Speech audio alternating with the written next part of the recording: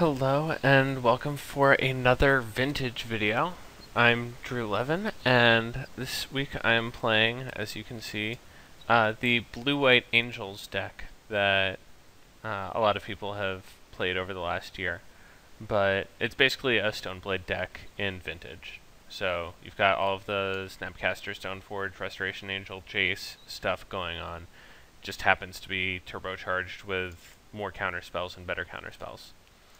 So that's what's going on, and just like classic control deck, mana drains into Factor Fictions, all the old goodies. So we're on the draw, and we don't have any initial mana source, so it's a pretty easy mulligan. This one is also pretty loose, but I think we're just going to keep this and hope that our turn 3 Jace plays. I don't think it will, though. Okay, well that's actually not a bad start for us.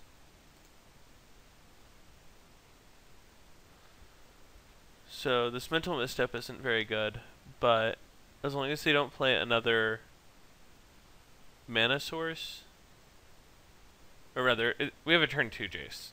Okay, so the reason why I didn't play Mana Crypt is because I didn't want to randomly take damage. But also, that hurts when we walk into Sphere of Resistance. Like you do.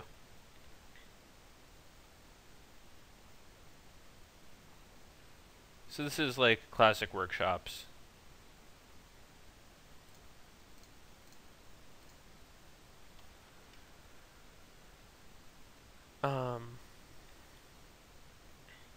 So our non-artifact spells are going to cost 3 more, so this Jace costs 7. That is quite a lot.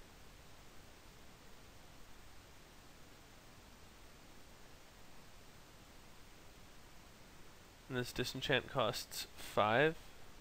We'll choose heads. Disenchant costs 5, huh?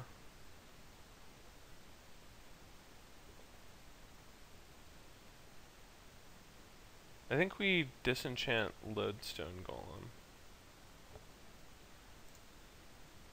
It's the biggest clock on us, and it is another sphere effect.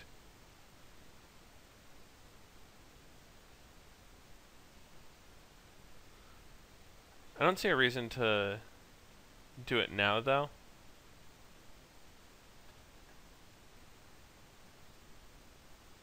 Actually, I can imagine, like, Forge Master and Academy. Opponent just has optionality. And it's really bad if, like, something happens. I mean, they have basically a zillion mana, but I'd rather induce them to sacrifice on their upkeep when we can, like, Jace their Blightsteel or something similar.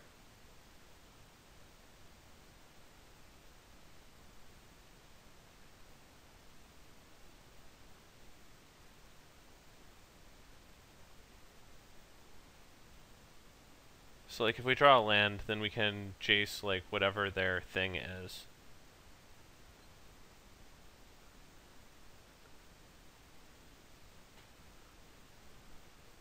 That's pretty bad for us.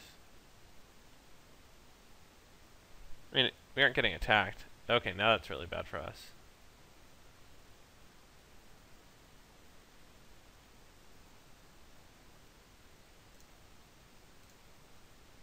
And we are dead. Cool. So that's workshops. Basically just play 2 Sphere of Resistance and win or come close. We want to just board in all of the things that destroy artifacts, obviously. And given that they're playing Forge Master, I think we actually want to board in more creature removal. I don't know how they beat Moat, to be honest. Like, how many flyers do they have? Or ways to blow things up? I guess if they have Forge Master, they might have Spine of Ishsa. I don't know. I think that Restoration Angel is unlikely to be good in this matchup. Like, its best chance is ambushing Lodestone Golem, and like it costs like 5 or 6 or 7 at that point, so just like way too much. Vendilion Clique does basically the same thing, but costs a mana less. I have to imagine that Missteps are completely dead against them, and that Spell Snares are close.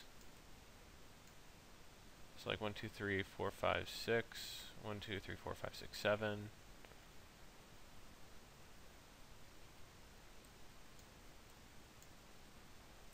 I guess the dream is to like Spell Snare a Chalice of the Void, but that just seems so unlikely to happen. So I think we want to just board like this.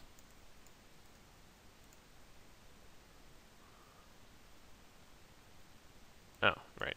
Council of Judgment. And yeah, like they don't I've never seen a workshop deck that relies on its graveyard, unless you're counting like the 5-color workshops that have Yogg Will for some reason. Grafdigger's Cage. Grafdigger's Cage might actually be fine here, because like they have Forge Master.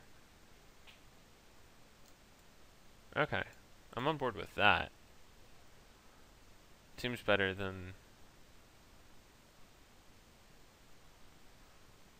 probably like Snapcaster Mages. If we have Cage, we probably don't want Mage.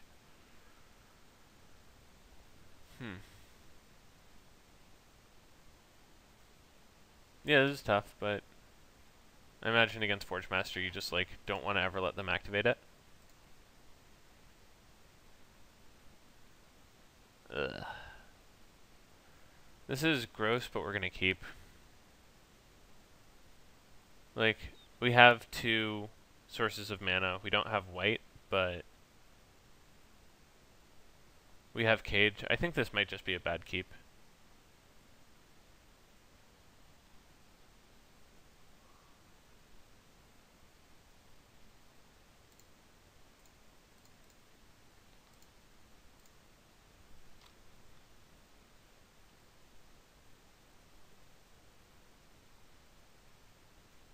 They play Tomb Emerald and Thorn of Amethyst. Okay, well, we're casting this Brainstorm while we can. Immediately Brainstorm lock ourselves.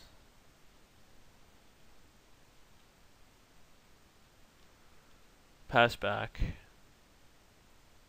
Yeah, Brainstorm just doesn't seem very good against shops. I assume they're metamorphing, yeah, they're Thorn.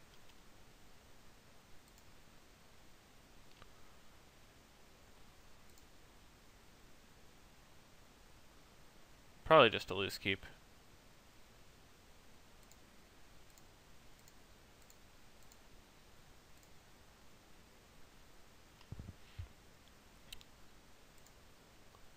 So like these drains are already off, which is a gigantic beating.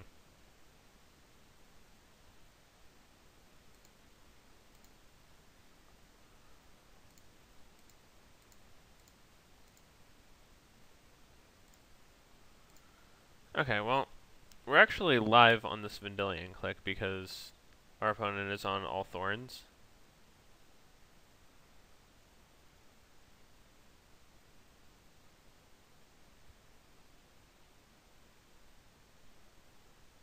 If you have Wormcoil Engine, Jesus.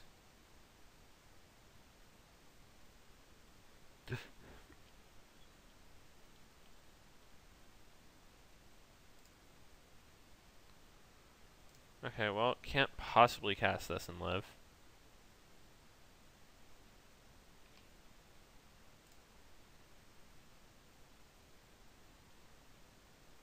Yeah, I think we just kept badly here and got punished by a playable hand from our opponent. And Strip Mine locks it up.